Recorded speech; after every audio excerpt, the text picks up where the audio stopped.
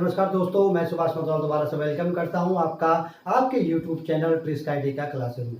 ट्रिस्काइडिका classes में हमने कल हाइट एंड डिस्टेंस का पार्ट 1 करा था। पार्ट 1 मतलब वीडियो नंबर 1, जिसमें कि हमने angle of elevation, angle of depression, कुछ ट्रिक्स, कुछ फॉर्मूले के बारे में जाना और जाना कि ट्रिग्नोमेट्रिक रेशियोज को हमने कैसे पुट करना है हाइट एंड डिस्टेंस के क्वेश्चन निकालने के लिए।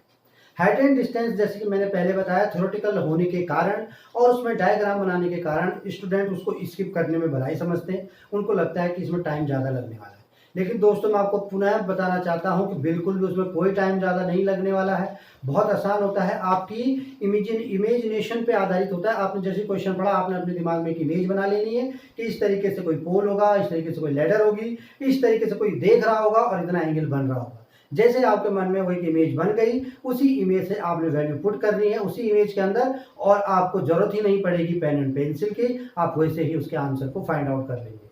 लेकिन ये तभी होगा जब आप प्रैक्टिस करेंगे। अगर आप सोचें कि मैं सीधा क्वेश्चन सॉल्व करूं, आप पहले ही क्वेश्चन में ये सारी इमेजिनेशन लगा दो, तो बिल्कुल ऐसा नहीं होने वाला है। प्रैक्टिस के बिना कुछ नहीं होता। Practice makes a man perfect, जैसे कि आपको पता है। तो आपको प्रैक्टिस करनी पड़ेगी। जो क्वेश्चन मैंने लास्ट वाले वीडियो में करवाए वो भी, और जो क्वेश्चन मैं इस वीडियो में कराने जा रहा वो भी, दोनों के दोनों वीडियोज में जो क्वेश्चंस मैंने डाले हुए हैं वो क्वेश्चंस कुछ ऐसे हैं जो कि ऑलरेडी पूछे जा चुके हैं, और कुछ वे क्वेश्चन ऐसे हैं कि जो आने के पूरे चांसेस हैं।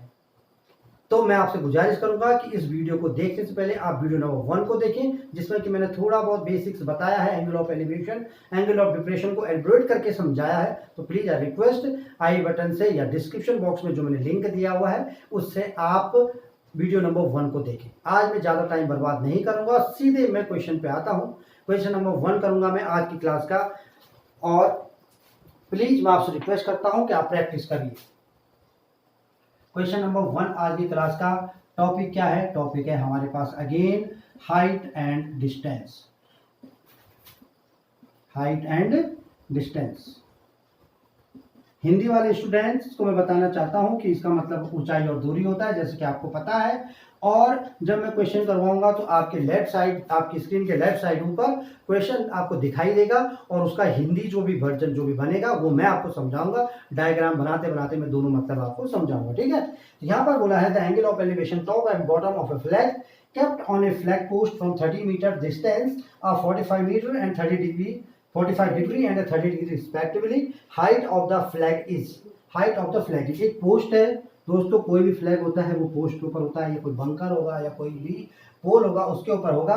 तो ये वो बंकर या पोस्ट है, उस पोस्ट के ऊपर एक फ्लैग है। फ्लैग को मैं अगर AB से डिनोट करूं और एक पॉइंट ले लूं, यहाँ से कोई उस फ्लैग को देख रहा है। माने कि आजकल बहुत सारे रेलवे स्टेशन पे, मैक्सिमम इंडिया के रेलवे स्टेशन में इंडिया के फ्लैग को लगा दिया गया। तो आप समझ सकते हैं कि जहाँ से वो फ्लैग शुरू हो रहा है और जहाँ तक वो लहरा रहा है उसके बीच की दूरी, कोई आप किसी जगह से उसको देख रहे हैं तो उसके अगर आप बॉटम के हिस्से को देखते हैं तो अलग एंगल बनता है, और टॉप वाले हिस्से को देखते हैं तो अलग एंगल बनता है। तो वो यही बोल रहा है कि जो फ्लैग पोस्ट के ऊपर एक फ्लैग है उसको 30 मीटर की डिस्टेंस कोई देखता है तो उसके बॉटम पे जो है वो एंगल बनता है 30 डिग्री का। भाई कम देख रहा है तो कम बनेगा, और ऊपर वाले पे बनता है 45 डिग्री का। तो वो बोल रहा है कि जो ये फ्लैग था इतना डी, इस फ्लैग की हाइट कितनी थी, इस फ्लैग की हाइट कितनी। तो मान इन दोनों के बीच के डिस्टेंस समझ लो। अगर आप डिस्टेंस नहीं समझते तो आप h समझ लो, जो भी आपको अच्छा लगता है आप वो समझ लो, ठीक है।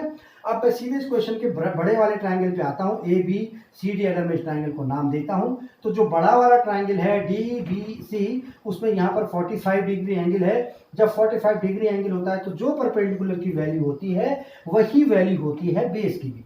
तो बेस की वैल्यू 30 है तो परपेंडिकुलर की वैल्यू भी क्या होगी?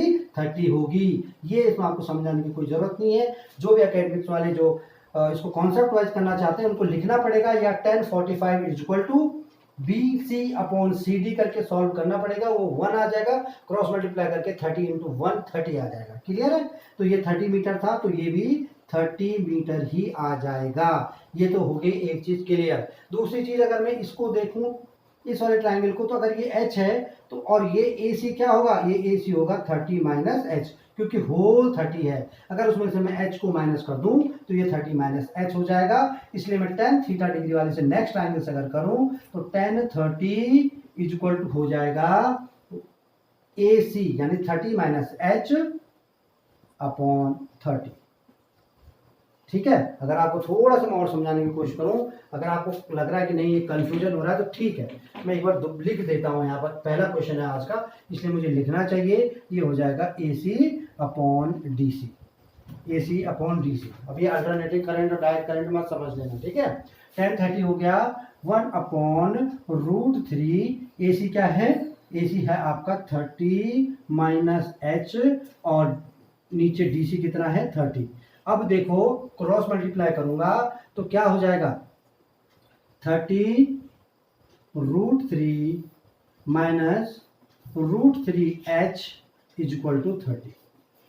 अब ये माइनस का है तो मैं इसको अगर प्लस का करता हूं तो ये √3H हो जाएगा, वहां जाके ये 30 माइनस का हो जाएगा, क्योंकि ये वाला वहां जाके माइनस का होगा, लेकिन मैंने साइन चेंज किए थे, माइनस कॉमन लिया था, तो ये वाला माइनस का हो जाएगा, और जो यहाँ से इसका भाई उधर जाएगा ये क्या हो जाएगा? प्लस का हो जाएगा। यानी H इक्वल टू हो जाएगा, यहाँ पर मैं 30 को कॉमन ले लेता हूँ, तो √3 माइनस 1 अपॉन √3, है ना। अभी अच्छा नहीं लगता तो मैंने आपको पहले भी बताया था, तो आप क्या करिए, √3 से ऊपर मल्टीप्लाई कर दीजिए और √3 से नीचे मल्टीप्लाई कर दीजिए।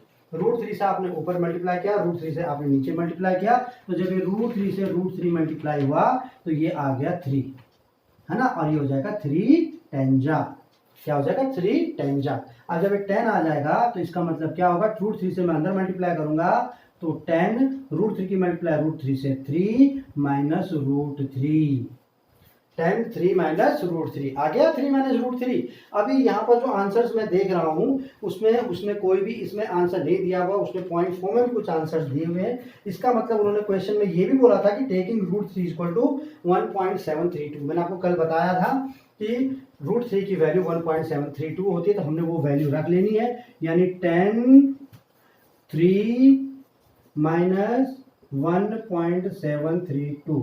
अब अगर मैं इसको माइनस करता हूं तो ध्यान रखना, बड़े आसान होते हैं ये पॉइंट वाले माइनस करें, कई लोग इसमें कंफ्यूज हो जाते हैं। ये पॉइंट 123 इसके पीछे भी यानी 3 जीरो होंगे, है ना, पॉइंट के बाद।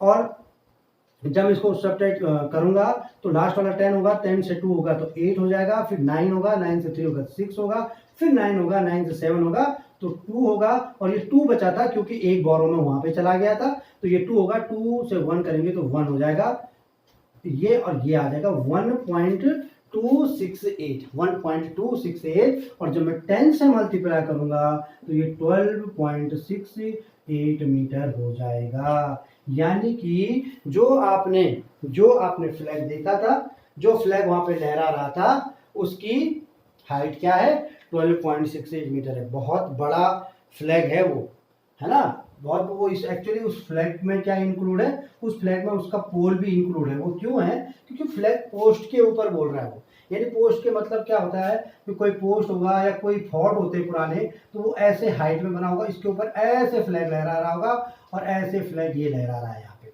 Actually this is the correct diagram of the question. लेकिन हमको तो सॉल्व करना, अगर मैं ऐसे बनाने लग गया तो फिर तो सॉल्व होने से रहा, फिर हमको तो ये पूरा नाम नपाई के लिए हमको तो वो बुलाना पड़ेगा जो जमीन की और इन चीज़ों की नपाई करते हैं, है ना। तो हम इसलिए इसको डायरेक्ट फॉर्म को ट्रिग्नोमेट्री के हिसाब से करना है, इसका हमको आंसर निकालना है। तो अब समझ में आ गया? आप स्क्रीनशॉट ले सकते हैं या जो नोट कर रहे हो नोट कर सकते हैं। इसका आंसर 12.68 आ रहा है। इसके बाद में दूसरा क्वेश्चन करूंगा, मिटा रहा हूँ, ठीक है।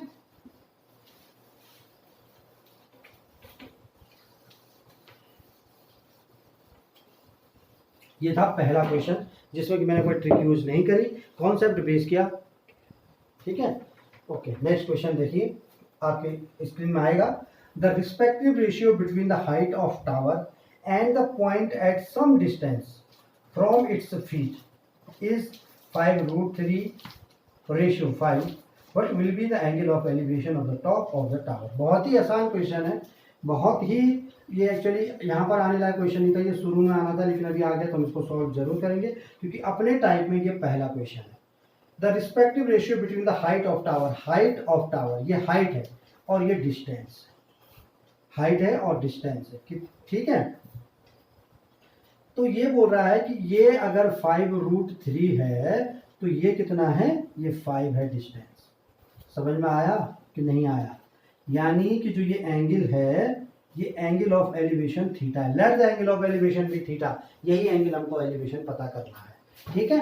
तो वो बोल रहा है कि इन दोनों का रेशियो अगर ये था तो वो एंगल कितने डिग्री का था। ओके, जब ये रेशियो ही है और हमको अगर टेन से इसको सॉल्व करना है, ये रेशियो ही है ऑलरेडी, तो क्या हम इसको ऐसे नहीं लिख सकते 5√3/5 ऐसे लिख सकते हैं ना, क्योंकि फ्रैक्शन में तो है। अगर ये रेशियो में दिया हुआ है तो वैसे भी तो हम उसको डिवाइड करना है, हम कर सकते हैं। और जब इसको कर सकते हैं तो टेन थीटा इक्वल टू क्या हो जाएगा, टेन थीटा इक्वल टू हो जाएगा 5 से 5 कैंसिल हो जाएगा, √3 हो जाएगा।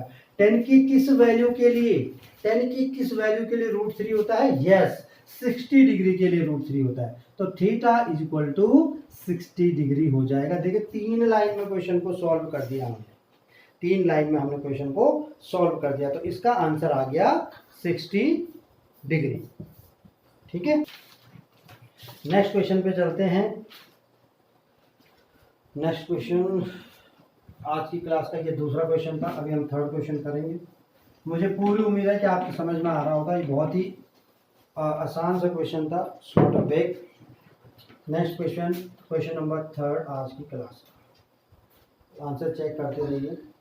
ठीक है, the thread of a kite, thread, अभी देखो इसमें भी उसने ऐसा बोला है कि thread of a kite makes angle 60 degree with the horizontal plane.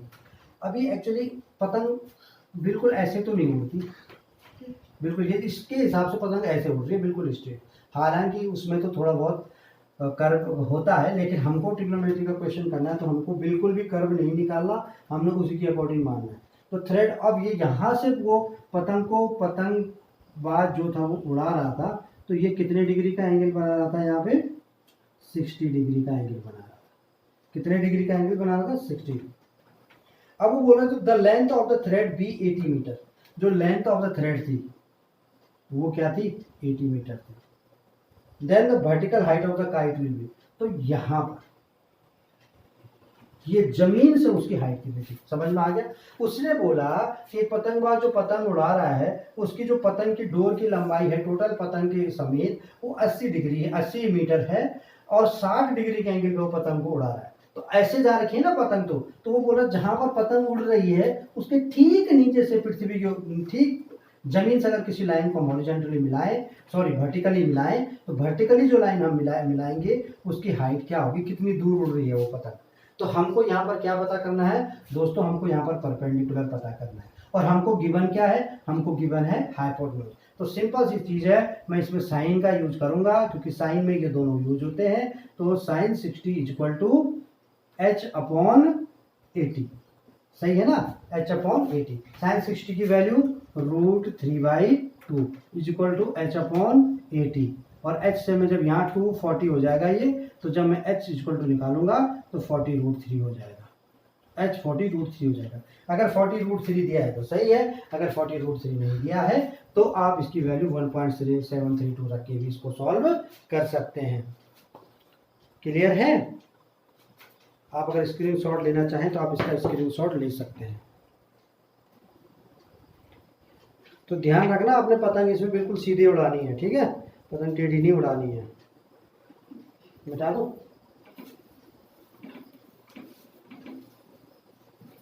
Okay. चौथा क्वेश्चन करते हैं आज की क्लास, चौथा क्वेश्चन, ठीक है। The angle of elevation of the top of a tower from the horizontal points in opposite sides at distance of 25 meter and 64 meter from the base of tower are x and 90 minus x respectively, the height of the tower will be। वो बोल रहा है कि एक tower है, जो tower माना कि मैं उस टावर का नाम दे देता हूँ ए बी, उस टावर के अपोजिट साइड में 2 पॉइंट है, एक पॉइंट इस तरफ है और एक पॉइंट इस तरफ है, ठीक है। जो एक पॉइंट की तरफ की दूरी है 25 मीटर और एक पॉइंट की तरफ की दूरी है 64 यानी 64 मीटर, ठीक है। अभी यहाँ पर जो एंगल बन रहा है वो x डिग्री बन रहा है, और यहाँ पर जो एंगल बन रहा है वो 90 माइनस x डिग्री बन रहा है। तो हाइट ऑफ द टावर क्या होगी, हाइट ऑफ द टावर हमको फाइंड करनी है।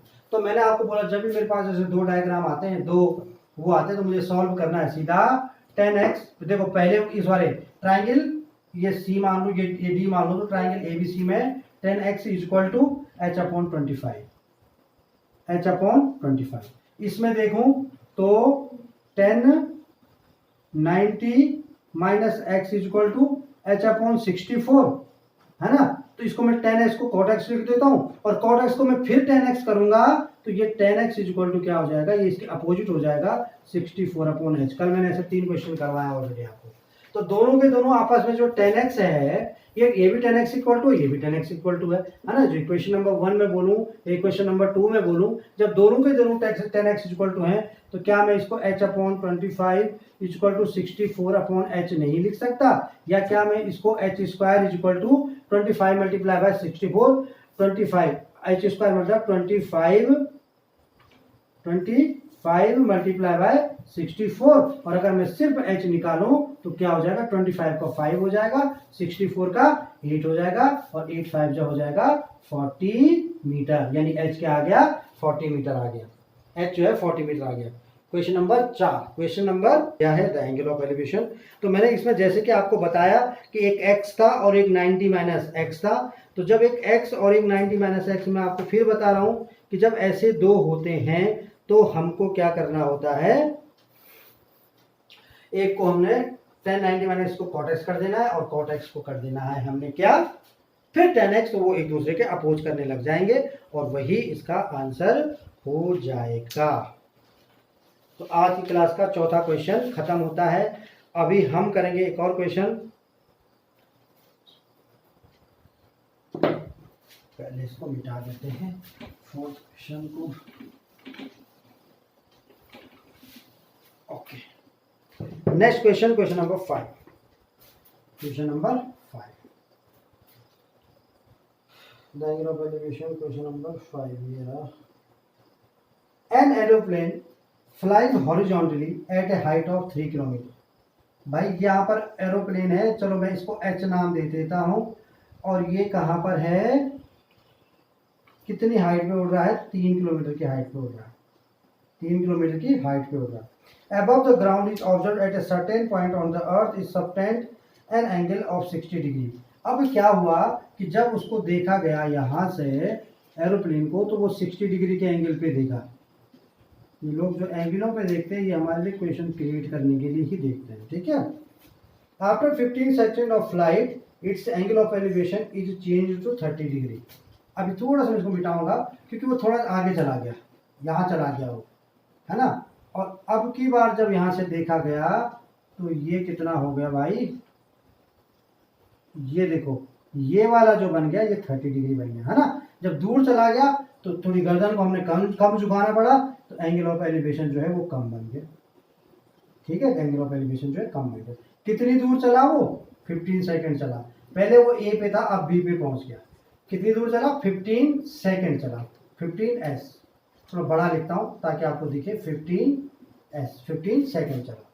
अब वो बोल रहा है the speed of the aeroplane is, aeroplane की स्पीड कितनी थी, एरोप्लेन की स्पीड कितनी थी। ओके, अब ये जो हाइट है ये 3000 मीटर है या 3 किलोमीटर है, जो भी आपको सूटेबल हो गया हम उसको क्वेश्चन में यूज करेंगे। अब हमारे पास दो एंगल हो गए, एंगल हमारे पास ये डी है और ये सी है और ये ई है। तो एक एंगल हो गया हमारे पास ACD, एक ट्राइंगल हो गया ACD और एक ट्राइंगल हो गया BED।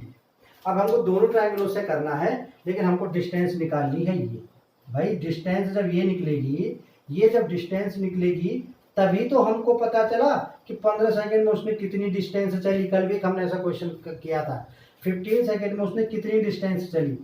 तो डिस्टेंस निकालने के लिए मुझे ये वाला पार्ट निकालना पड़ेगा, यानी ये पार्ट निकालना पड़ेगा। यानी मैं अगर इस ट्राइंगल का बेस निकालूंगा और इस बड़े वाले ट्राइंगल का बेस निकालूंगा, इसके बेस में से इसका बेस माइनस कर दूंगा, तो कितना आ जाएगा, ये जो बची हुई डिस्टेंस है ये आ जाएगी। हाइट दोनों में एक ही बार में 3 किलोमीटर है, कोई टेंशन लेने की बात है नहीं, कोई भी टेंशन लेने की बात है नहीं, हाइट दोनों में सेम है। तो अगर मैं 1030 से करूं पहले वाले ट्राइंगल में, जो पहले वाला ट्राइंगल 60 डिग्री का, अगर मैं 60 से करूं तो √3 इक्वल टू क्या होगा, 3/CD होगा, ठीक है। और CD इक्वल टू हो जाएगा 3/√3, या मैं अगर √3 से ऊपर मल्टीप्लाई करूं तो क्या हो जाएगा, ये √3 हो जाएगा, ठीक है। अब मैं छोटे वाले ट्राइंगल में लेता हूं, जो बड़े वाले ट्राइंगल में जिसमें 30 डिग्री है, 1/√3 से शुरू करूंगा तो इसमें भी 3 होगा और 3/ED हो जाएगा, लेकिन 3/ED हो जाएगा और ED इक्वल टू क्या हो जाएगा,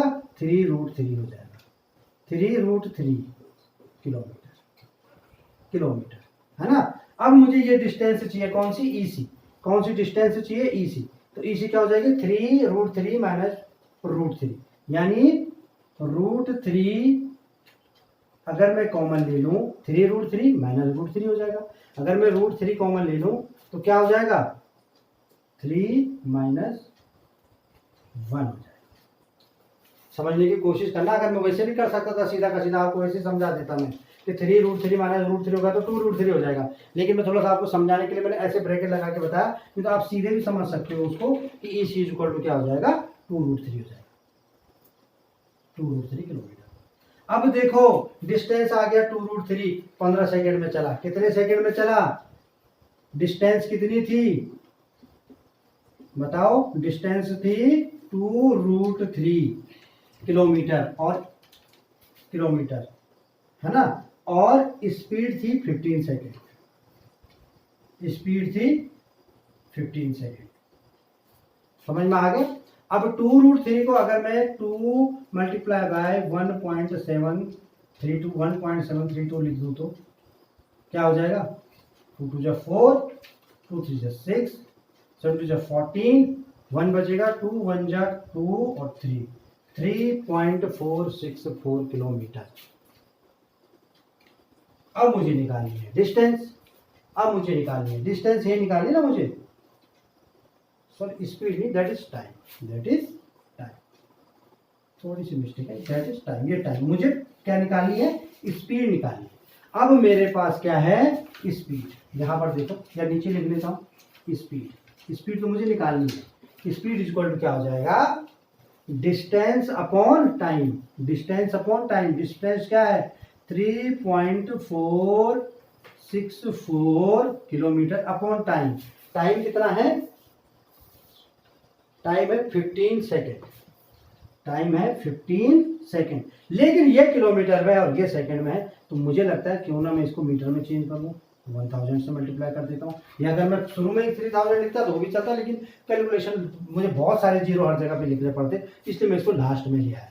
अभी देखो 15 से मुझे डिवाइड करना है, 15 से मेरे को इसको डिवाइड करना है, तो मैं क्या करूँगा, इसको 3464 पहले मैं कर देता हूँ, क्योंकि 1000 से पूरा मल्टीप्लाई हो जाएगा, 3464 अपॉन 15 इज इक्वल टू, जब मैं 15 से मल्टीप्लाई करूंगा तो 15 2 जा 30 हो जाएगा, बचेगा 4, फिर 46, फिर 15 3 जा हो जाएगा 45, यानी फिर 1 बचेगा, और फिर हो जाएगा 14, यानी मुझे जीरो डिवाइड नहीं होता तो जीरो, ये हो जाएगा 230। अब कितना था, 230, अब कितना था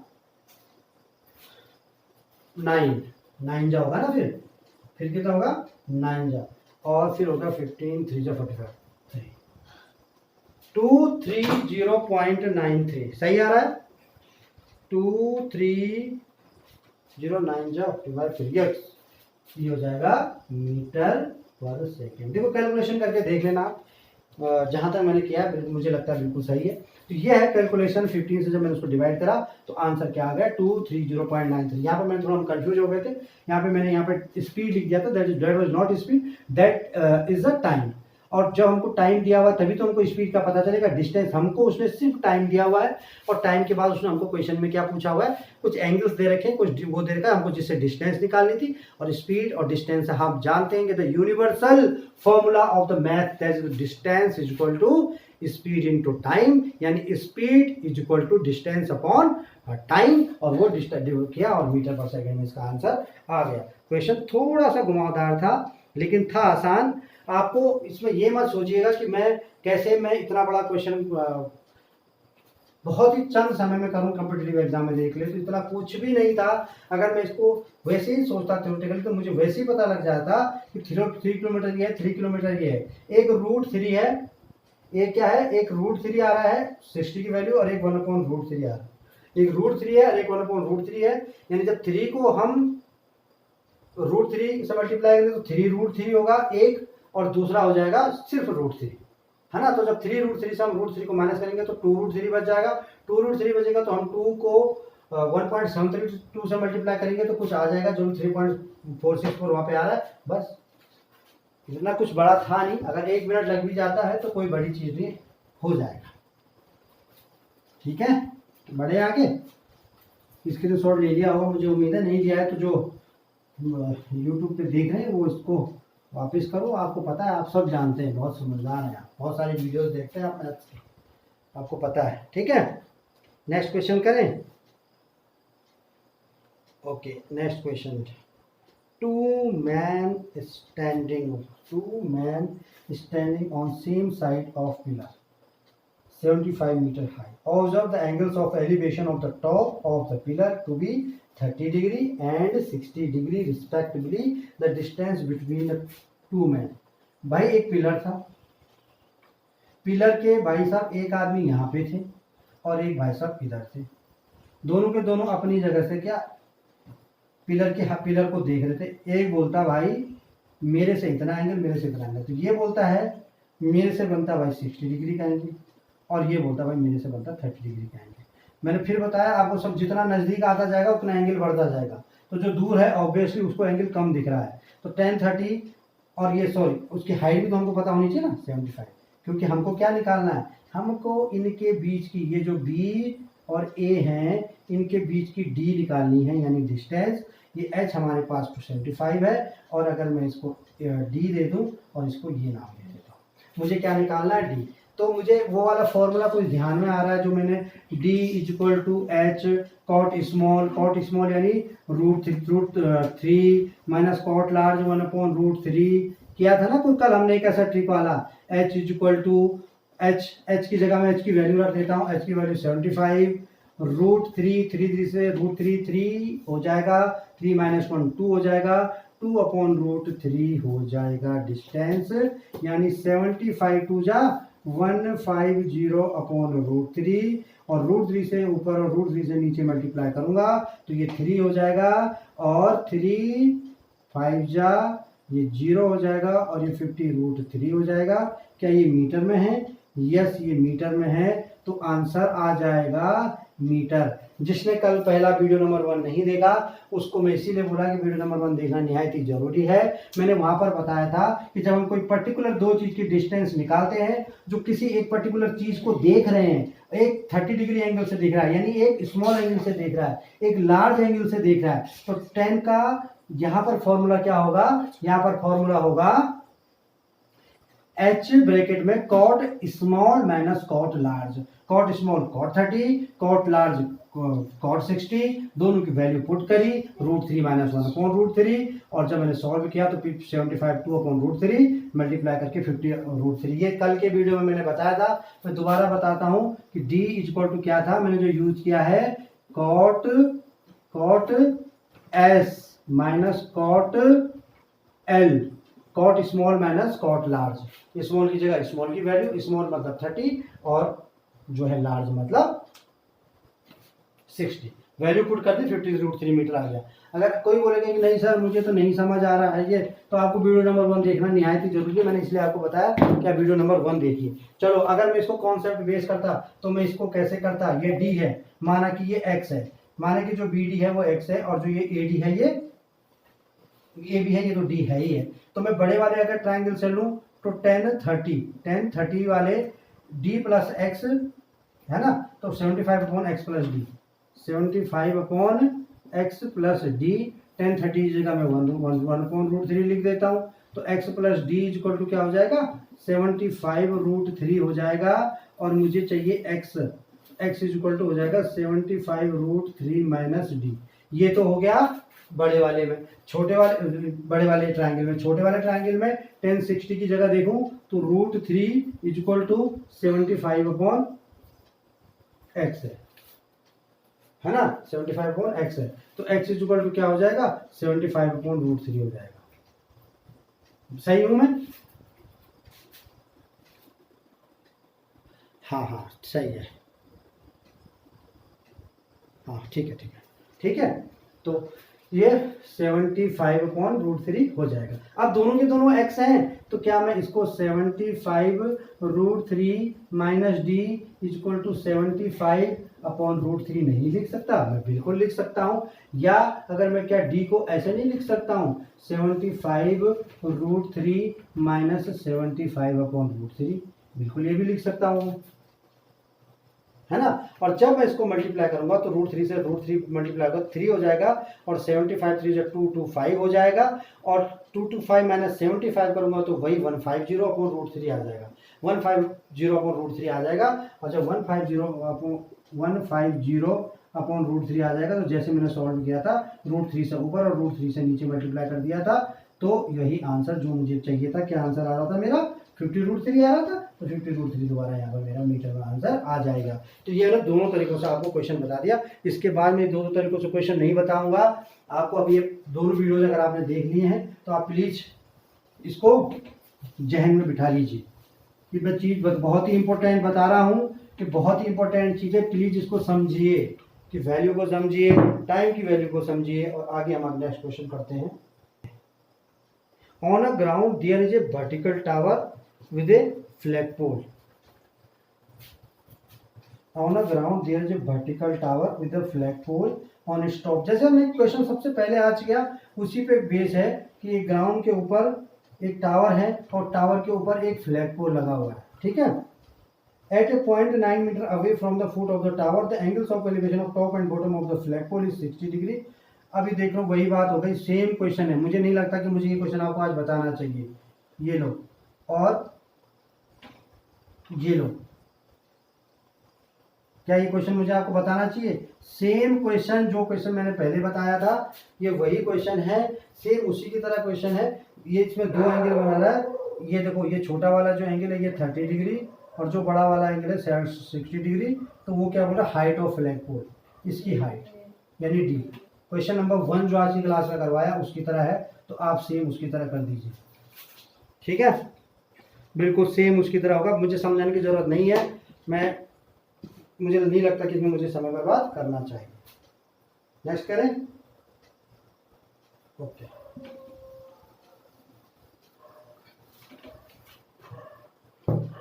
इन the elevation of the sun changes from 30 to 60 degree, then the difference between the length of shadows of pole 15 metres high, ठीक है। In the elevation of sun changes from 30 to 60 degree, then the difference between the lengths of shadows of a pole, okay, एक पोल था, यहाँ से सूर्य देवता ने उस पर रोशनी मारी और उनका क्या है, ये हो गया शैडो बना। जो वो शैडो थी, वो शैडो बना रही थी कितने डिग्री का एंगल, 60 डिग्री का एंगल। कितने डिग्री का एंगल, 60 डिग्री का एंगल। अब क्या हुआ, थोड़ा और नीचे आए डूबने की तैयारी पश्चिम की तरफ, तो एंगल थोड़ा बड़ा, थोड़ा दूर लंबा शैडो बनता है ना शाम के टाइम, तो लंबा शैडो बन गया, तो 30 डिग्री हो गया। नहीं, सही है question. If the elevation of the sun changing from 30 degree to 60 degree, 15 meter high pole है, पोल 15 मीटर है, तो डिफरेंस पूछ रहा है कि इनके बीच का डिफरेंस क्या होगा।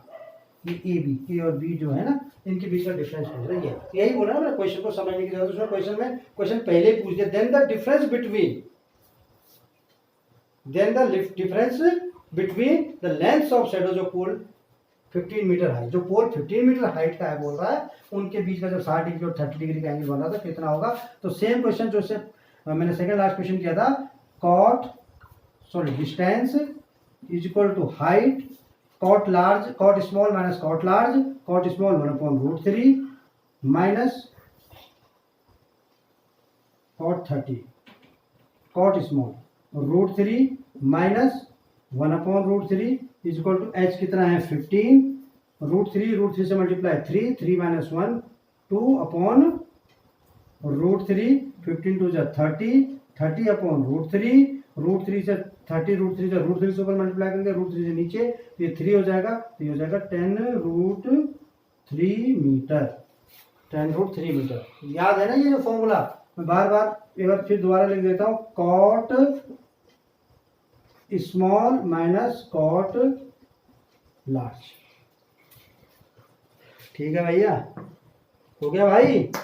ये है 15 मीटर हाई, तो इसका क्वेश्चन का बहुत ही तरीकेबल हम कर सकते हैं, या हम इसको ऐसे भी कर सकते थे, मैं इसको x मान लूँ, एक ट्राइंगल को लूँ तो 15/x प्लस डी होगा, दूसरे ट्राइंगल को लूँ तो 15/x होगा। x की वैल्यू निकाल लेंगे, एक में d होगा, एक में d नहीं होगा। जिससे पहले इसके जो पहले क्वेश्चन मैंने किया, जो मैंने स्किप कर दिया, उससे पहले वाला जो क्वेश्चन किया था वो सेम तरीके का। तो नहीं, आप अगर 20 कर गए हैं तो अब एक बार पीछे जाके उस क्वेश्चन को सॉल्व कर सकते हैं। ठीक है, नेक्स्ट क्वेश्चन करें। ओके, अभी हम बढ़ते हैं आज की क्लास के नेक्स्ट क्वेश्चन की तरफ। The shadow of a tower, the shadow of a tower when the angle of elevation of the sun is 45 degree.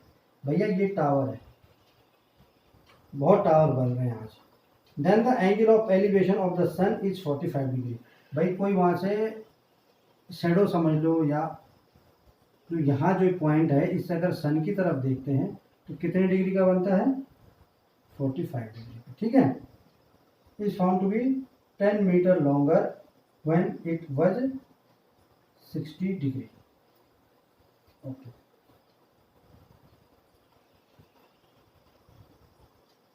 ये देखो एक जगह पर है शैडो, एक जगह से 45 डिग्री का है और एक जगह से 60 डिग्री का है। 60 डिग्री का ऑब्वियस है कि टावर की तरफ को होगा, तो हाइट ऑफ द टावर हमें फाइंड करनी है। लेकिन इसमें क्या है, इन दोनों के बीच में 10 मीटर का,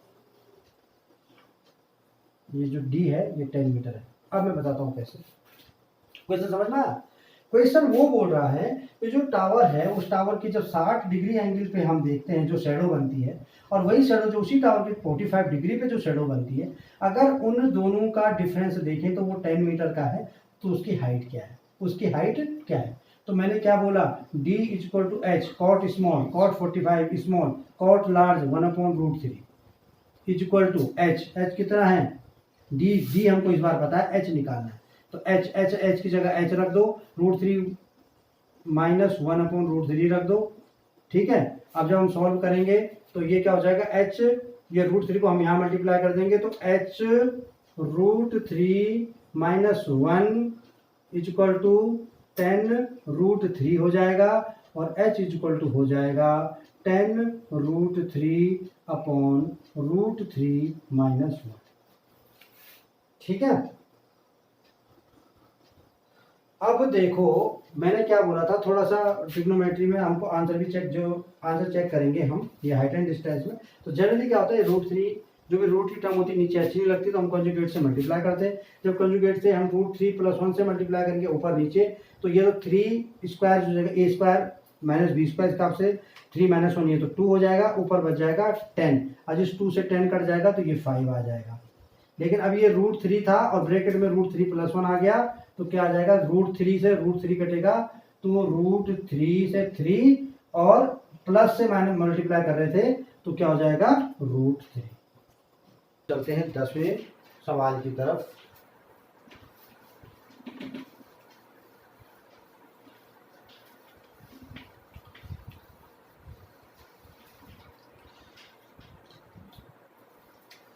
टेंथ क्वेश्चन आज की क्लास का। The upper part of a tree broken at a certain height makes an angle of 60 degree with the ground at a distance of 10 meter from its foot. The original height of the tree was. एक tree थी, हालांकि ऐसे गिर के कोई सीधी tree का भी angle बनाते हुए बिल्कुल ऐसे सीधे टूटे ना टूटे, लेकिन यहाँ पर आपको तोड़नी पड़ेगी। ठीक है, एक ट्री थी जिसकी टोटल हाइट थी h। यहाँ से क्या हुआ, आंधी आई और ब्रोकन होकर नीचे गिर गई और पृथ्वी के साथ मिल गई। किसके साथ मिल गई, पृथ्वी के साथ मिल गई। और ये जो है ये ग्राउंड का लेवल है, ये लेवल है। और पृथ्वी के साथ जब वो मिल गई तो उसने 60 डिग्री का एंगल बनाया। कितने डिग्री का एंगल बनाया, 60 डिग्री का एंगल बनाया। कितने डिग्री का एंगल बनाया, 60 डिग्री का एंगल बनाया। और कितनी दूर थी वो, इसके अपने जो उसका फुट है, जो उसकी जड़ है, वहां से कितनी मीटर दूर थी, 10 मीटर दूर थी, 10 मीटर। ठीक है, अब वो बोल रहा है कि जो ओरिजिनल हाइट है, ये जो टोटल h है यहाँ तक, ये फाइंड करो। अगर मैं बोलूँ कि ट्री ए बी ट्री है तो वो बोल, और सी से वो ब्रेक होकर नीचे गिर गई और डी में जमीन के साथ मिल गई, तो वो बोल रहा है कि टोटल हाइट कितनी थी। ओके, अब ये 10 मीटर है, ये कितना है 10 मीटर है। अब मुझे ये प्लस ये, यानी मैं इसे जनरली बता रहा हूँ, ये लिखने की जरूरत नहीं है, मतलब अगर जो मेरी पूरी ट्री होगी वो ए सी प्लस सी बी होगी, है ना। अब ये सी बी ही तो नीचे गिर गया, ये जो सी बी पार्ट था यही तो गिरा नीचे, लो थोड़ा और ऊपर कर देता हूँ उसके बराबर, यही तो टूट के नीचे गिरा है ना, यही तो गिरा है नीचे। अब यानी जो सी बी है, इट मीन्स जो सी बी होगा वो किसके इक्वल टू होगा, वो डी सी को इक्वल टू होगा, है कि नहीं ये बात। यानी कि मुझे अगर पूरी ट्री की हाइट निकालनी है तो मुझे इसका जो ये इस ट्रायंगल का ये जो एडीसी ट्रायंगल है इसका परपेंडिकुलर भी निकालना पड़ेगा और इसका मुझे हाइपोटेन्यूज यानी कर्ण भी निकालना पड़ेगा। लंब और कर्ण को जब दोनों को मैं ऐड करूंगा तभी तो आएगा ये पूरा ट्री, तभी तो पूरा ट्री आएगा ना। तो मुझे इस समय इस कर्ण की बहुत जरूरत है, हाइपोटेन्यूज की बहुत जरूरत है। तो मैं क्या करूंगा, ट्रायंगल एडीसी में मैं 1060 का अगर करता हूं तो 1060 से मुझे पता लग जाती है इसकी परपेंडिकुलर, परपेंडिकुलर अपॉन 10 हो जाएगा, परपेंडिकुलर अपॉन 10 हो जाएगा। परपेंडिकुलर क्या है, AC अपॉन 10 हो जाएगा और ये हो जाएगा √3 इक्वल टू AC अपॉन 10, यानी AC equal to 10√3, AC equal to क्या हो जाएगा 10√3। भाई AC आ गया आपका 10√3, ये आ गया आपका 10√3, आ गया 10√3। ओके, अब मुझे निकालना है ये, है ना, क्योंकि मुझे 10√3 के साथ इसको ऐड करना है तभी तो आएगा पूरी के पूरी। अब मुझे इसके साथ जब ये इसको निकालने के लिए भी मैं क्या करूंगा, मुझे या तो मैं इसको ट्रिग्नोमेट्रिक रेशियो पाइथागोरस थ्योरम से सॉल्व करूंगा, वो कैसे होगी, इसका स्क्वायर प्लस इसका स्क्वायर करूंगा तो ये आ जाएगा, या आप चाहो तो सीधा साइन से कर दो, तो sine 60 degree is equal to this upon this H D C, तो 10 अपॉन √3 अपॉन डी सी, है ना, होता है ना लंब घटे कर्ण, perpendicular upon hypotenuse, √3/2 is equal to 10√3 by D C, √3 से √3 कैंसिल, डी सी की लेंथ कितनी आ गई 20 मीटर, कितनी आ गई 20 मीटर। तो टोटल जो ट्री था उसकी हाइट क्या हो गई, AC प्लस CB, और CB क्या है DC के इक्वल टू है, तो टोटल जो हाइट है ट्री की वो कितनी आ गई 10 प्लस √3 प्लस 10√3 था ना, 10√3 प्लस ये कितना आ गया 20, ये 10√3 प्लस 20। अब मैं 10 को कॉमन ले लूं अगर, तो हाइट कितनी आ जाएगी, 10 मैंने कॉमन ले लिया तो 10 हो जाएगा √3 प्लस 2 मीटर, क्या हो जाएगा √3, ठीक है। ओके, इसका आंसर आ रहा है 10 ब्रैकेट में जो है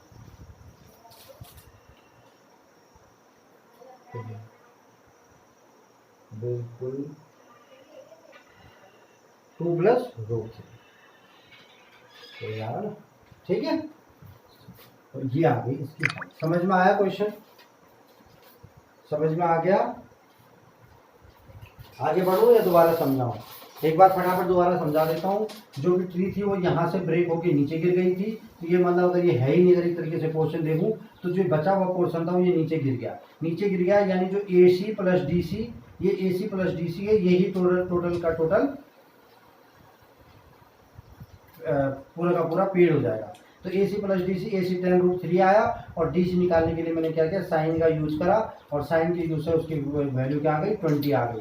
अगर मैं इसको पाइथागोरस थ्योरम से करता तो पाइथागोरस थ्योरम से क्या हो जाता, ये अगर मुझे पता नहीं होता जब मैं पाइथागोरस थ्योरम से करता तो ये क्या हो जाता 10² यानी 100, DC का स्क्वायर क्या हो जाता 100 प्लस 10 10 जा 100 और 3 का 3 300 कितनी हो जाता 300 यानी हो जाता 400, इसको ब्रैकेट करो और सिर्फ DC होता तो DC कितना आ जाता 400 का कितना हो जाता है 20, तो कितना आ जाता DC 20 आ जाता। पाइथागोरस थ्योरम से भी हम कर सकते थे, वो ज़्यादा आसान मुझे यही लग रहा है, लेकिन आप किसी से भी करो हमारा मकसद एक ही है और वो क्या है अपने मतलब पर पहुंचे।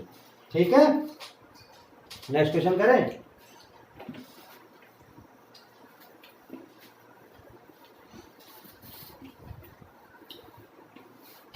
ग्यारहवां क्वेश्चन करेंगे आज की क्लास का,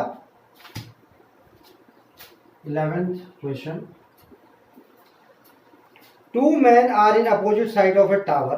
The measures the angle of elevation of the top of the tower as 30 degree and 45 degree respectively. If the height of the tower is 50 meter, the distance between the two men is।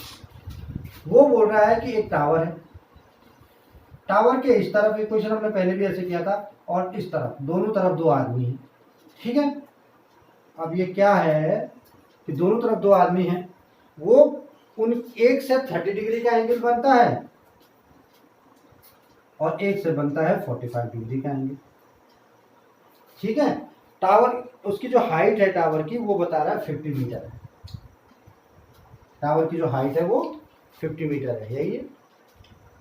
ठीक है, इन दोनों के बीच की distance पूछ रहा है वो A B पूछ रहा है। ओके दोस्तों, कल मैंने आपको क्वेश्चन बताया था कि मैं क्या करूंगा कि दो ट्रायंगलों में इसको दो ट्रायंगल्स में सॉल्व करके कर सकता हूं, लेकिन मैं इसका एक फॉर्मूला भी होता है जो ट्रिक होती है, जो मैंने कल आपको नहीं बताया कि उसमें कुछ लंबा हो रहा था क्योंकि हमको एंगल पता नहीं थे, एंगल उसमें एक्स था और एक 90 माइनस एक्स था, लेकिन इसमें मैं वो चीज को आपको बता सकता हूं। मैंने आपको क्या बताया था, जब देखो जब हमारे पास ऐसे दो चीजों के बीच की डिस्टेंस निकालनी होती है तो D = H cot small minus cot large करते थे, हम करते थे ना cot small minus cot large. लेकिन यहाँ पर क्या है, यहाँ पर भी मैं सेम चीज यूज करूंगा, लेकिन यहाँ पर प्लस हो जाएगा। क्यों हो जाएगा प्लस, क्योंकि उस समय ये दोनों के दोनों एक ही डायरेक्शन में होते थे ना, ये पोर्शन नहीं होता था और ये इधर ही कहीं होता था, तो इसलिए हम माइनस करते थे। यहाँ पर हम क्या करेंगे, प्लस करेंगे, सेम को होगा प्लस करेंगे, लेकिन इसमें एक चीज चेंज और हो जाएगी। वो क्या हो जाएगी, कॉट एस और कॉट एल, मतलब स्मॉल और लार्ज। ये भी तो हो सकता है कि ये भी 45 डिग्री हो। भाई अगर एक ही साइड से दो बंदे देख रहे हैं अलग अलग जगह से, तो डिफरेंट ऑब्वियस है कि दोनों के एंगल अलग अलग ही होंगे। लेकिन अगर वो अपोजिट डायरेक्शन से देख रहे हैं, ठीक उतनी दूर खड़ा वो है, ठीक उतनी दूर खड़ा ये है, तो 45 डिग्री से ये देख रहा है तो 45 डिग्री से ये भी देख रहा होगा। तो इसमें कोई स्मॉल और लार्ज नहीं हो सकता, कोई स्मॉल और लार्ज इसमें हम बोल ही नहीं सकते। या इसमें हम क्या बोलेंगे, इसको कॉट थीटा 1 कर लो इसको, और इसको कॉट थीटा 2 कर लो, अपनी लर्न के लिए जैसा भी आपको उचित लगता है। समझ में आया? या कॉट एल कर लो और कॉट आर कर लो, कॉट लेफ्ट साइड का कॉट राइट साइड का।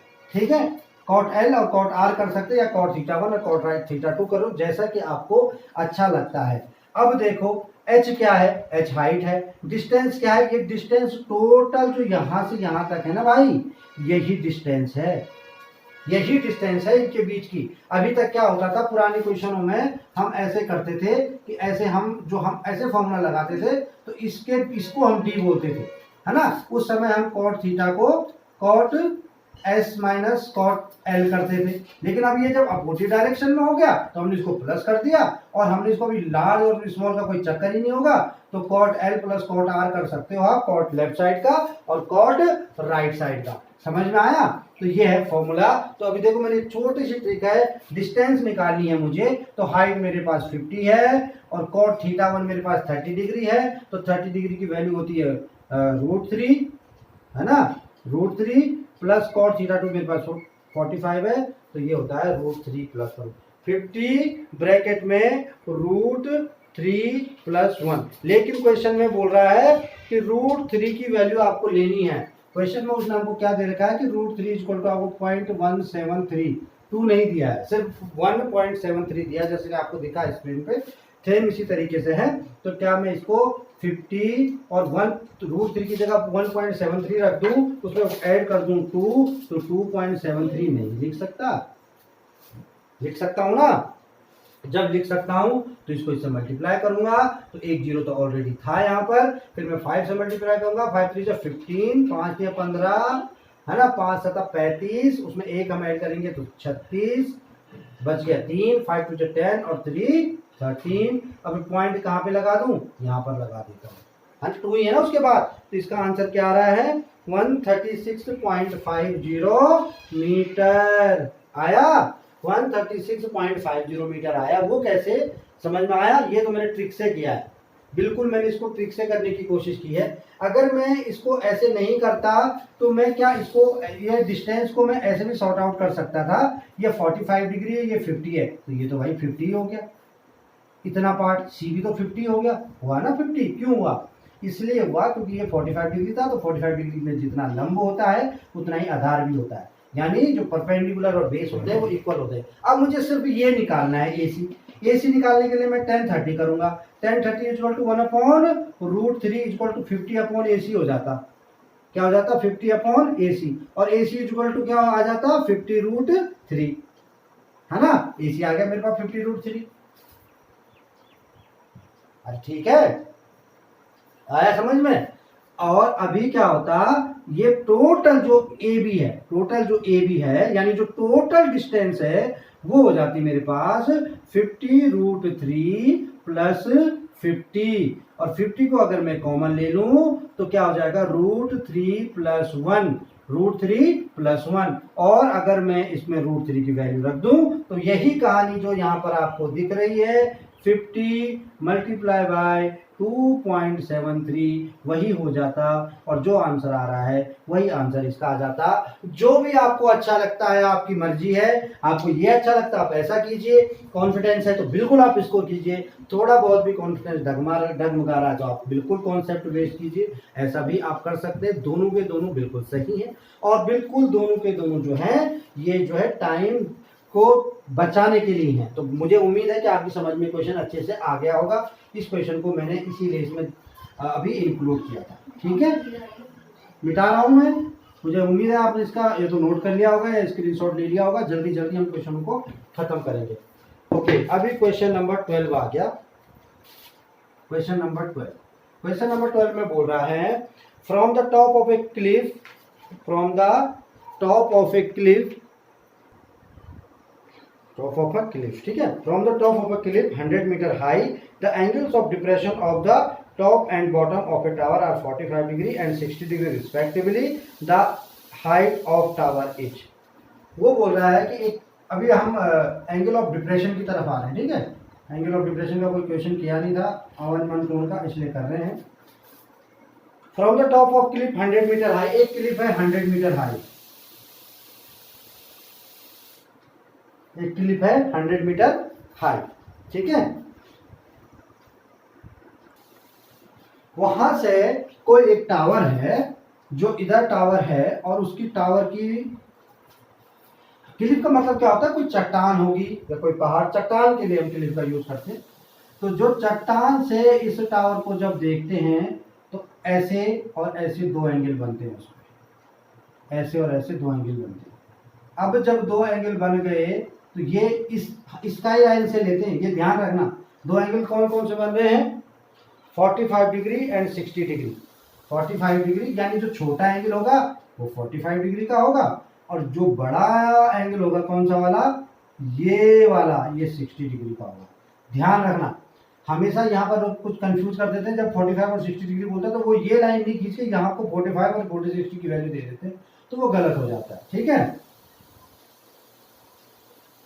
अब वो बोल रहा है the height of tower etch, the height of tower etch यानी ये एच, हाइट ऑफ टावर निकालनी है, क्या निकालनी है, हाइट ऑफ टावर निकालनी है, समझ में आया। अब ये 45 डिग्री है भाई, तो ये भी 45 डिग्री होगा, बताया था ना मैंने, है ना, और ये 60 डिग्री होगा तो ये भी 60 डिग्री होगा,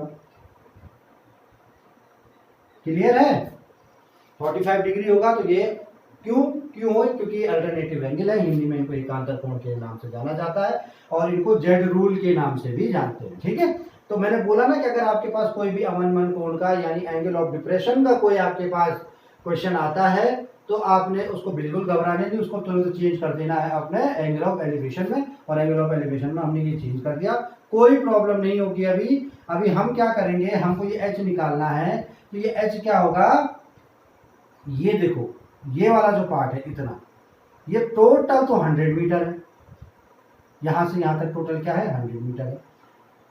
तो मुझे पहले इस बेस को निकालना पड़ेगा, इस बेस को, यानी अगर मुझे ये बेस निकालूंगा तो मैं क्या करूंगा, 1060 से मैं देखूंगा तो इसके लिए ये परपेंडिकुलर है और ये बेस है। या मैं अगर एबीसीडी से लगा के बताता हूं, आप कंफ्यूज ना हो, इसलिए मैं आपको ABCDE से मैं बताऊंगा कि आपने क्या करना है। अभी आपको हाइट निकालनी है, हाइट निकालने के लिए आपने इस बेस को निकालना है, ठीक है। अब देखो ये बेस निकलेगा, ये टोटल 100 मीटर की है, टोटल 100 मीटर है। अगर इस छोटे वाले ट्राइंगल से मैं इतना ले लूं, छोटे वाले ट्राइंगल से अगर मैं CE को फाइंड कर लूं तो 100 माइनस CE जो होगा वो इस H के बराबर होगा। 100 माइनस CE जो होगा वो क्या होगा, इस H के बराबर होगा। तो अगर मैं बड़े वाले ट्राइंगल ABE में देखता हूं, 10 60 इज इक्वल टू, ध्यान देना, 10 60 is equal to 100 upon AB, और AB इज इक्वल टू क्या हो जाएगा, √3 की रख दूंगा तो ये हो जाएगा 100√3। क्या आ गया, 100√3। भाई थोड़ा सा जो एकेडमिक्स वाले हैं थोड़ा इसको जस्टिफाई थोड़ा सा अच्छा बड़ा करके लिखना।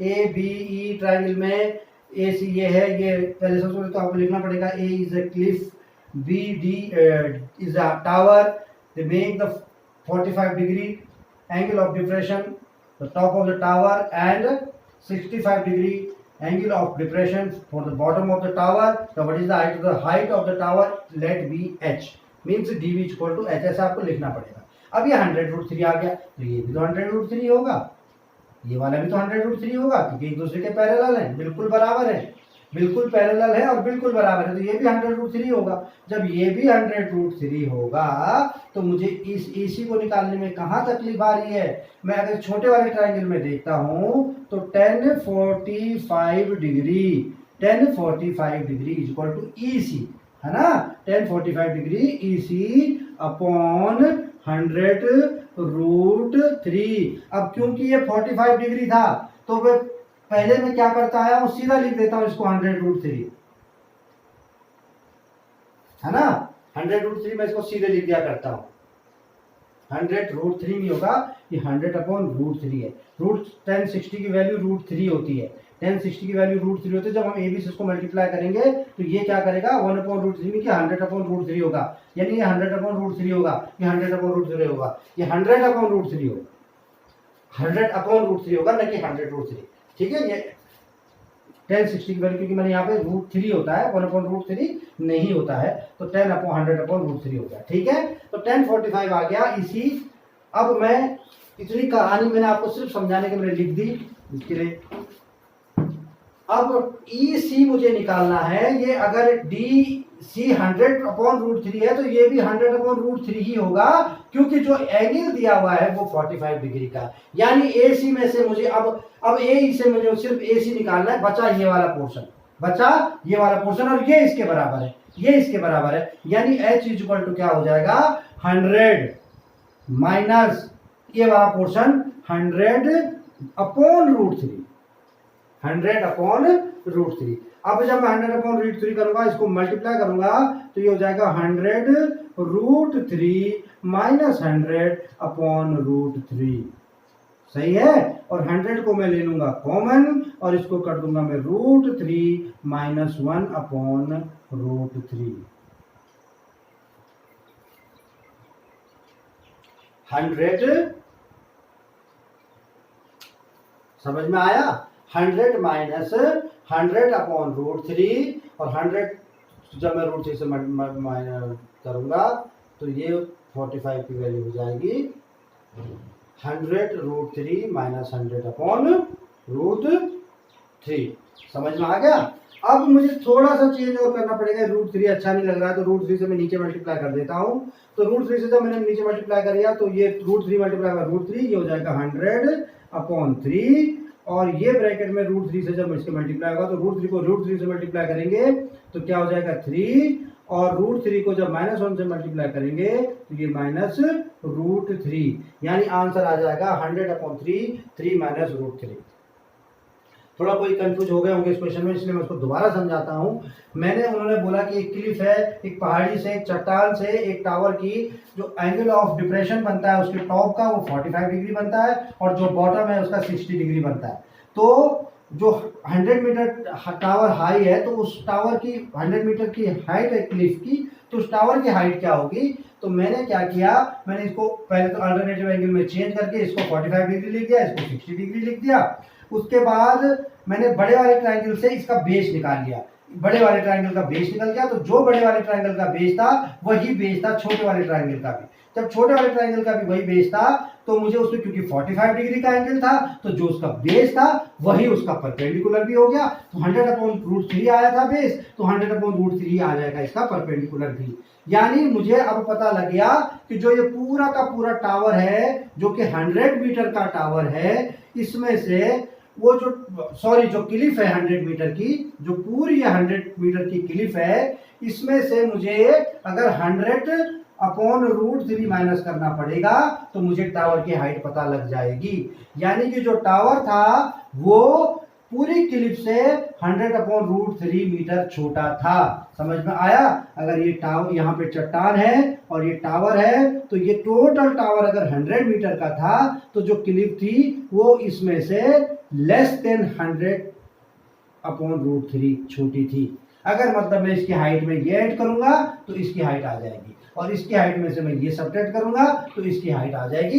ये कहानी थी, और मैंने जब उसको वैल्यू को पुट करा तो मेरे पास ये आंसर आ गया 100/3 और ब्रैकेट में 3 - √3। ठीक है? अगर क्वेश्चन के ऑप्शन में ये आंसर में ऑप्शन यही दिया होगा तो बिल्कुल चलेगा, अगर नहीं दिया होगा तो आपको ये थोड़ा सा एक लाइन और करनी पड़ेगी। क्वेश्चन ये बिल्कुल आसान था, थोड़ा सा कंफ्यूजन इसमें कहाँ पे आपको लग रहा था तो थोड़ा डायग्राम इस तरीके से थोड़ा सा इसमें कंफ्यूजन सा बन जाता है, इसलिए प्रॉब्लम आती है। ठीक है? नेक्स्ट क्वेश्चन करें 13। नेक्स्ट क्वेश्चन करते हैं 13 नंबर क्वेश्चन आज की क्लास का। The two banks of a canal are straight and parallel, AB and C are the portions of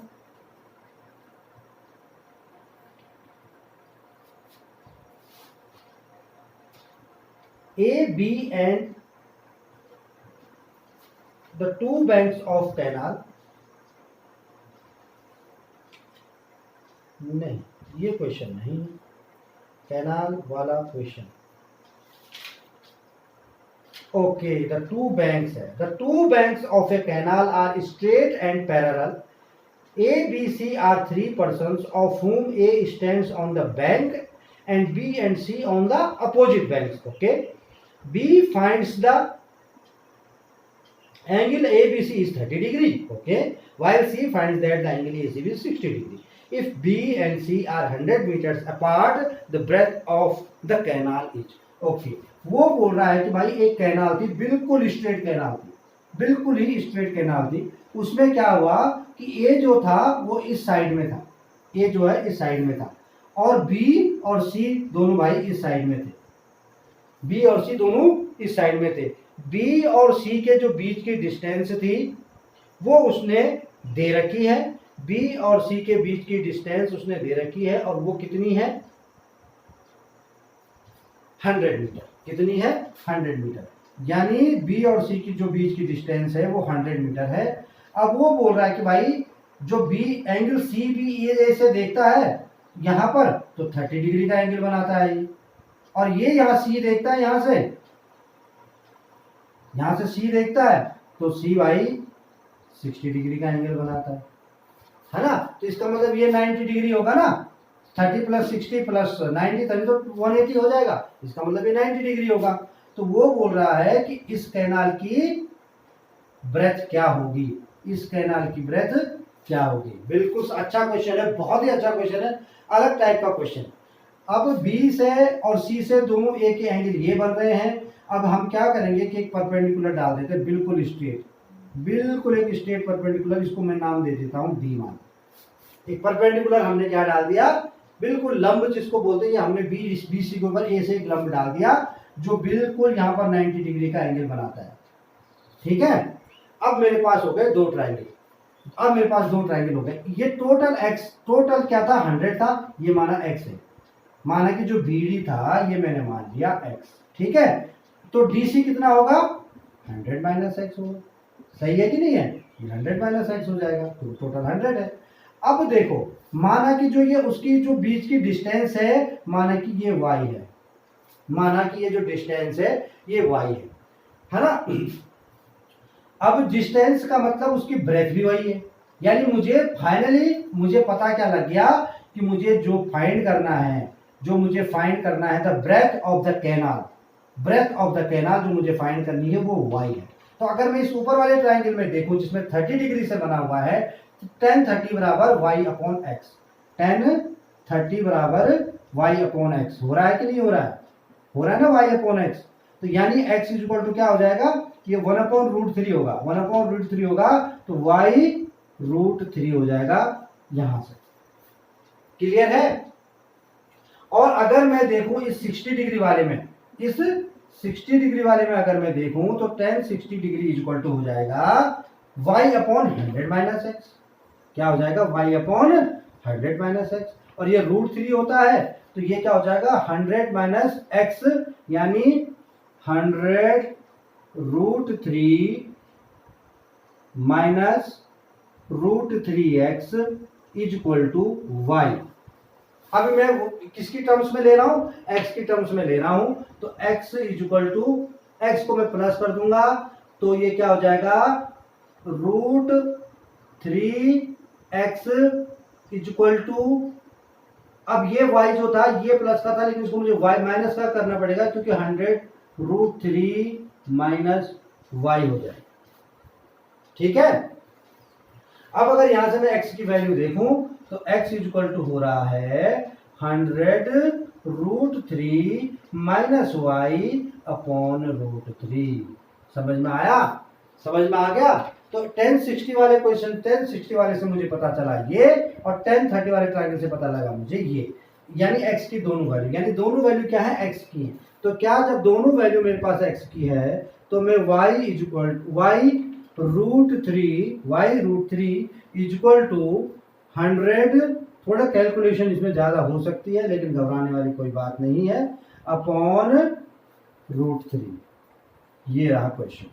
अब ये बड़ा फाइनल स्टेटमेंट किसकी, एक ट्राइंगल tan 30 वाले से ये निकला था, tan 60 वाले ट्राइंगल से ये निकला था, तो रूट 3 को रूट 3 से मल्टीप्लाई करूंगा तो 3y हो जाएगा, और 3y इक्वल टू हो जाएगा 3y, और इस y को भी मैं इधर ले आता हूं तो ये प्लस y हो जाएगा, यानी प्लस, यानी ये टोटल का टोटल 4y हो जाएगा, और 4y इक्वल टू हो जाएगा 100 रूट 3, यानी y इक्वल टू हो जाएगा 100 root 3 upon 4 equal to 25 root 3 meter. Meter ही था ना, इनके बीच की डिस्टेंस 100 मीटर दी थी, मीटर में ही थी या किसी और 100 मीटर में ही थी, तो इसका आंसर हो जाएगा 25 रूट 3 मीटर। मुझे उम्मीद है आपकी समझ में ये आ गया होगा। देखिए मैं दोबारा आपको समझाता हूं कि जो एक घोष ने बोला कि एक कैनाल थी, कैनाल हमेशा क्या होती है, बिल्कुल स्ट्रेट बनाई जाती है, अगर नहीं बनी होगी तो हमको यहाँ पर बनानी पड़ेगी। हमने बनाई, उसने बोला कि एक ए इधर खड़ा है और बी और सी दोनों कैनाल के उस तरफ खड़े हैं, बैंक के बिल्कुल, बैंक के मतलब बिल्कुल किनारों पे खड़े हैं। बी ए को देख रहा है 60 डिग्री एंगल, 30 डिग्री एंगल से, यानी एंगल ए बी सी बन रहा है 30 डिग्री। एंगल सी ए को देख रहा है 60 डिग्री से, यानी एंगल बी सी ए बन रहा है 60 डिग्री। अगर ये 30 और 60 है तो इसका मतलब ए क्या है, 90 डिग्री है। ये 90 डिग्री है तो बिल्कुल ट्रिग्नोमेट्रिक कंडीशन में आ गया क्वेश्चन। जब ये 90 डिग्री है तो उसको हमने एक परपेंडिकुलर डाल दिया जिसको लंब बोलते हैं, और उसको ये दो भागों में बढ़ गया। एक भाग अगर इसका मैं x मानता हूं तो दूसरा भाग इसका 100 माइनस x होगा, क्योंकि ये पूरी की पूरी यहाँ दोनों के बीच की डिफरेंस कितना था, 100 था। अब जब मैं इसको मैं y मान लेता हूं, जो मैंने लंब डाला था, जो मैंने बीच में के परपेंडिकुलर खींचा था, इसका मतलब मैंने क्या किया कि इसको मैंने y मान लिया। इसका मतलब ये जो y है यही y है जो मुझे फाइंड आउट करना है, और यही y है जो ब्रेथ है कैनाल की।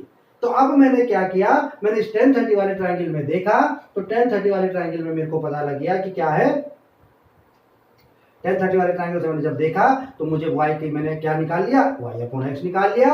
और जब मैंने 100 माइनस x वाले ट्रायंगल से देखा तो मैंने क्या निकाल लिया, यहाँ 60 डिग्री वाले से y अपॉन यहाँ से मैंने निकाल लिया y/100 माइनस एक्स। जब मैंने साइन 30 की वैल्यू 1060 की वैल्यू रख दी तो मेरे पास दोनों की दोनों टर्म्स आ गई किसमें, x में, x is equal to y/3 एक बार मुझे पता लग गया और एक बार मुझे पता लग गया x is equal to 100√3 minus y/√3। अब जब दोनों की दोनों ये x में है, भैया ये भी x है ये भी x है, तो ये दोनों भी आपस में बराबर हुए। अब जब ये दोनों भी आपस में बराबर हुई तो मैंने लिख दिया। अब सारा का सारा मेरे को y में मिल गया। जब सारा का सारा मुझे y में मिल गया है तो अब मैं y को एक तरफ किया और जो न्यूमेरिकल वैल्यूज थी उसको एक तरफ किया और सॉर्ट आउट करके मेरा आ गया 25√3 मीटर। क्या आ गया, 25√3 मीटर। सही है, आया समझ में। क्वेश्चन बिल्कुल भी टफ नहीं है, आपको थोड़ा सा दिमाग लगाना है। अब मैं इसको बताता हूँ बिल्कुल ट्रिक से, बहुत ही आसान तरीके से।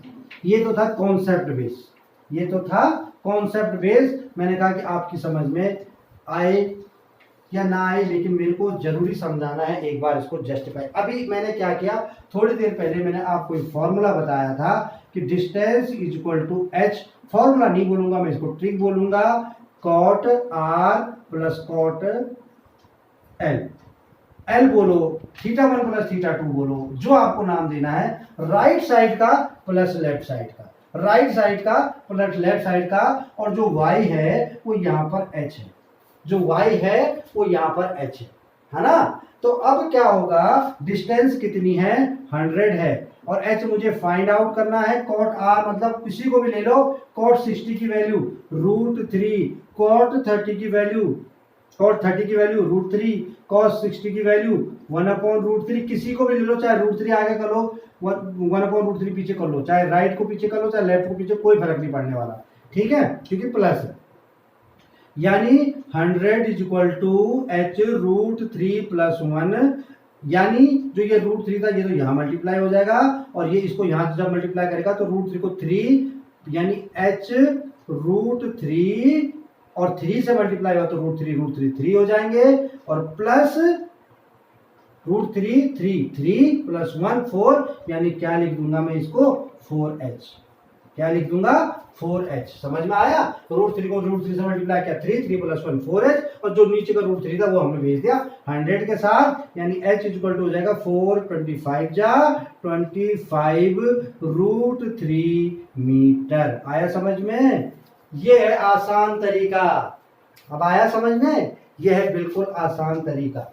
जिस क्वेश्चन को मैंने आपको पहले इसको कॉन्सेप्ट बेस मैंने इसलिए समझाया क्योंकि क्वेश्चन थोड़ा कंफ्यूजन था, कौन कहाँ पे खड़ा है, कैसे खड़ा है, किस एंगल से देख रहा है, तो उससे अगर मैं सीधा फॉर्मूले को लगाता तो शायद आपको दिक्कत आती, सीधा मैं ट्रिक से बताता। इसलिए मैंने कोशिश करी कि पहले मैंने इसको कॉन्सेप्ट वाइज बताया और अब मैंने आपको इसको बताया ट्रिक से। तो ट्रिक से देखो कितनी जल्दी, चंद सेकेंडों में, आधे मिनट में हमने क्वेश्चन को सॉल्व कर दिया, और यही इसका आंसर है। और अगर आप चाहें तो इसको ऐसे भी कर सकते हैं, अगर आप चाहें तो इसको जैसे कि मैंने पहले बताया वैसे भी कर सकते हैं। तो नेक्स्ट क्वेश्चन की तरफ बढ़ते हैं। नेक्स्ट क्वेश्चन है हमारा आज की क्लास का 14। मिटा दो इसको,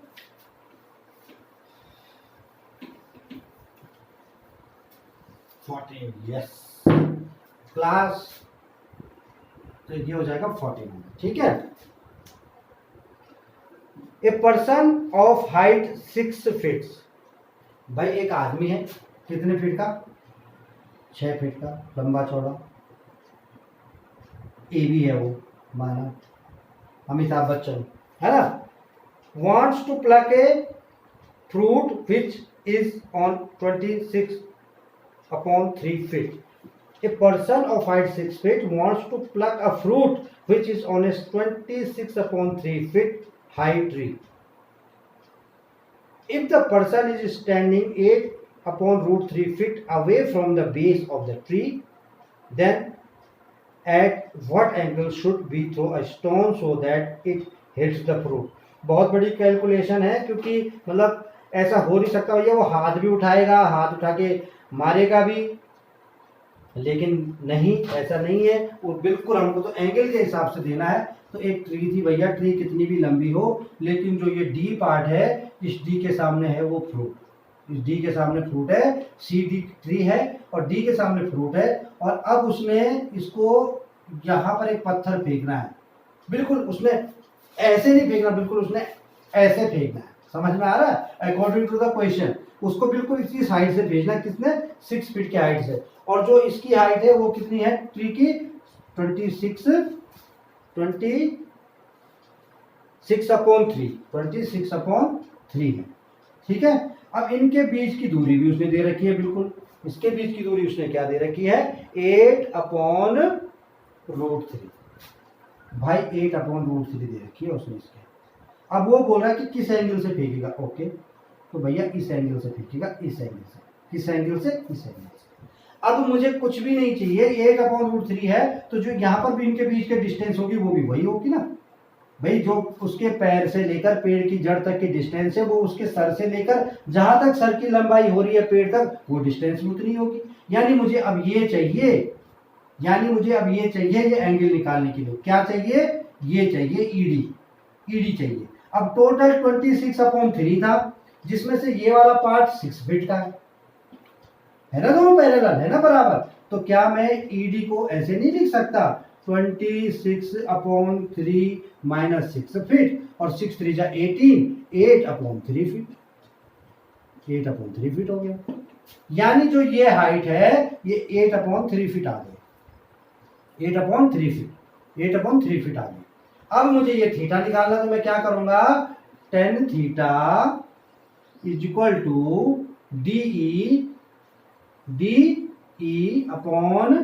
DE और DE की जगह में पहले tan थीटा की जगह में tan थीटा रहने दूंगा, DE की जगह में लिख दूंगा 8/3 और अपॉन BE।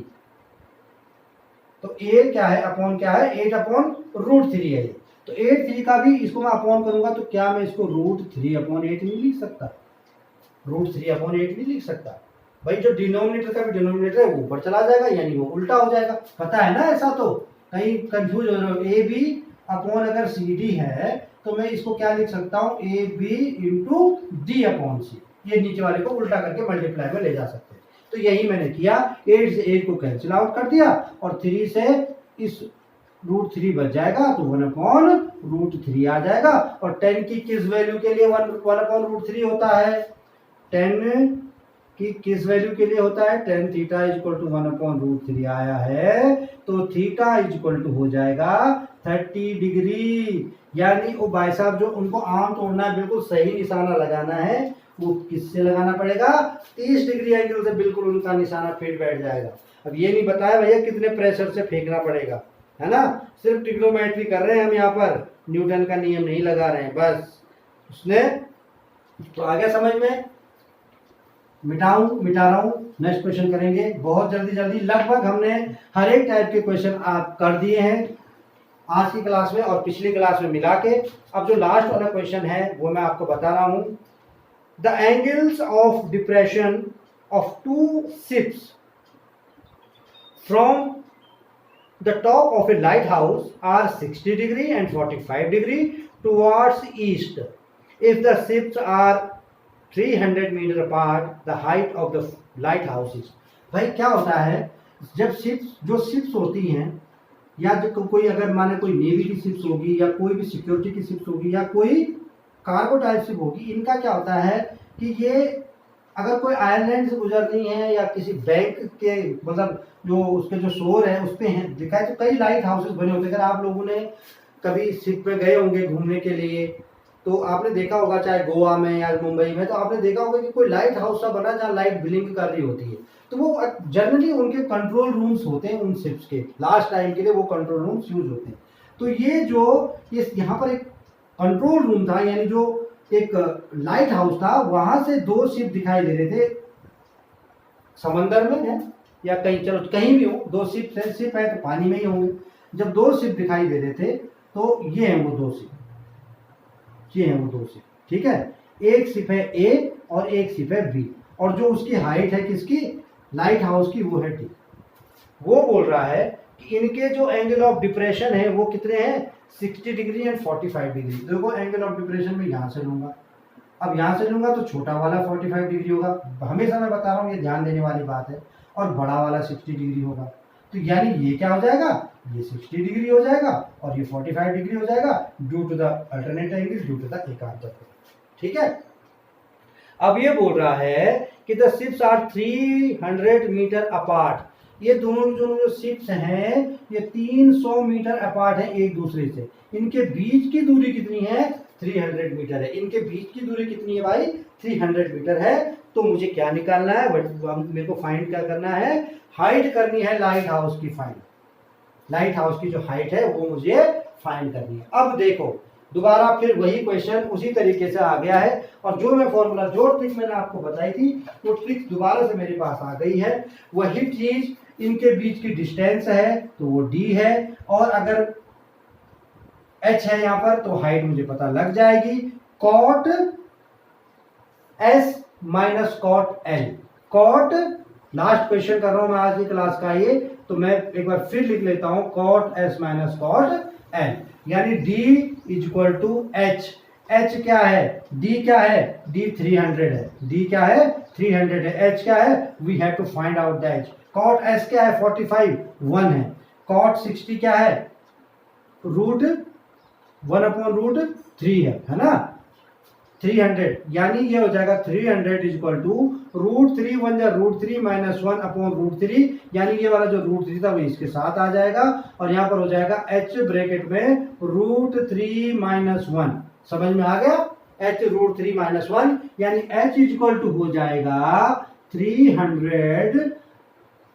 √3 अपॉन √3 माइनस 1, ये क्या हो जाएगा √3 माइनस 1, मैं इसको ब्रैकेट को यहाँ से क्लोज कर देता हूँ, √3 माइनस 1 से √3 माइनस 1 से मैं ऊपर मल्टीप्लाई करूंगा, तो √3 से जब मैं ऊपर मल्टीप्लाई होगा तो √3 यानी √3 माइनस 1 √3 प्लस 1 कंजुगेट से मल्टीप्लाई करूंगा, तो √3 माइनस 1 √3 प्लस 1 √3 का स्क्वायर माइनस 1 का स्क्वायर, यानी √3 का स्क्वायर 3 माइनस 1 2 को जब मैं इसको काटूंगा तो ये बच जाएगा मेरे पास 150, और ब्रैकेट में क्या होगा √3 माइनस 1 से जब मल्टीप्लाई हुई थी, सॉरी √3 प्लस 1 से, मैं एक बार कंफ्यूजन ना हो लास्ट क्वेश्चन में ये डाउट मैं दूर कर दूंगा, √3 प्लस 1 किसी भी उसके कंजुगेट से हम ऊपर नीचे मल्टीप्लाई करते हैं, तो √3 को √3 से मल्टीप्लाई करूंगा तो 3 आएगा, और √3 को 1 से मल्टीप्लाई करूंगा तो प्लस √3 आ जाएगा, और आंसर आ जाएगा मेरे पास 153 प्लस √3 मीटर, 1 मीटर है कि फिट है, ये मीटर है, 130 ब्रैकेट में 3 प्लस √3 मीटर, समझ में आया। ये मैंने किया किससे, ये किया मैंने उसी फॉर्मूले से, उसी ट्रिक से, ये हमारी एक ट्रिक जो मैंने आपको बताई थी, 10 वाली ट्रिक मैंने नहीं बताई, थोड़ा सा कंफ्यूजन था, लंबा हो रहा था, मुझे उसमें लगा कि लंबा, इसलिए मैं आपको उसमें बताऊंगा नेक्स्ट वीडियो में, मैं जरूर अगर कोई ऐसा क्वेश्चन आता है तो मैं जरूर उसको बताऊंगा आपको।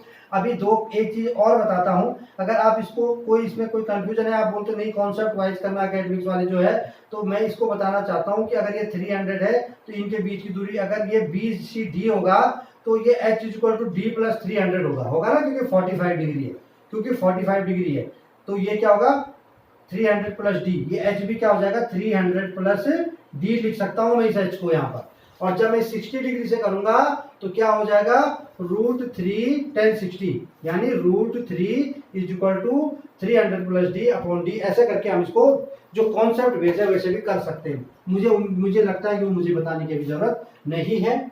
तो ये हो गया हमारा क्वेश्चन नंबर 15 आज की क्लास का। पिछली क्लास में हमने 15-16 क्वेश्चन किए थे, 15-16 क्वेश्चन हमने इस क्लास में किए, पिछली क्लास में हमने कुछ और एग्जाम्पल्स और अलग से किए। तो कुल मिला के अभी तक जितनी भी हमने ट्रिग्नोमेट्री करी है उसमें मैंने सारे के सारे क्वेश्चंस को कवर करने के लिए पूरी कोशिश करी है कि सारे के सारे टाइप के क्वेश्चन कवर हो जाए। उसमें से कुछ क्वेश्चन ऐसे हैं जो आ चुके हैं और कुछ क्वेश्चन ऐसे हैं जो एग्जाम में आने के चांसेस पूरे के पूरे हैं।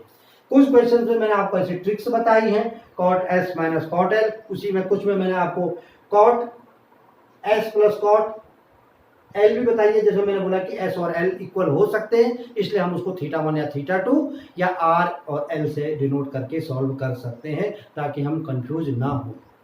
तो कुल मिला के जो भी हमने ट्रिग्नोमेट्री का अभी तक क्वेश्चन किए हैं, इनको प्लीज मैं आपसे रिक्वेस्ट करता हूं दोनों वीडियोज को बार बार देखिए, कम से कम 2-3 बार देखिए, प्रैक्टिस कीजिए प्रैक्टिस कीजिए प्रैक्टिस कीजिए। मैथ्स का दूसरा नाम ही प्रैक्टिस है। मैथ्स में अगर आप जितनी प्रैक्टिस करेंगे उतनी ज्यादा आपको ये आती जाएगी। ठीक है, हर एक चीज़ में इतनी प्रैक्टिस की ज़रूरत नहीं पड़ती है, लेकिन इसमें प्रैक्टिस की ज़रूरत आपको पड़ती है। तो इसलिए अगर आपको कोई डाउट है, जो कुछ मैंने गलतियां की होंगी, हो सकता है, गलतियां ह्यूमन इज एरर, तो गलतियां हो जाती हैं, उन गलतियों के लिए मैं माफ़ी चाहता हूं। और अगर मैंने ऐसी गलतियां की है तो आप कमेंट बॉक्स में या मेल करिए मुझे, मैंने वो गलती की थी, मैं नेक्स्ट वीडियो में उस गलती को सुधारूंगा। और अगर आपको वीडियो अच्छा लगा, अच्छा नहीं, आपको अगर बहुत अच्छा लगा तो आप अपने दोस्तों के साथ ज़रूर शेयर कीजिए, जो एकेडमिक्स में पढ़ रहे हैं, आपके पड़ोसी, आपके रिश्तेदार, उनके साथ शेयर कीजिए, जो कॉम्पिटिटिव एग्जाम्स की तैयारी कर रहे हैं उनके साथ शेयर कीजिए, हो सकता है कि थोड़ा बहुत फ़ायदा मिल जाए। बस अभी हम नेक्स्ट वीडियो में मिलते हैं। थैंक यू, जय हिंद।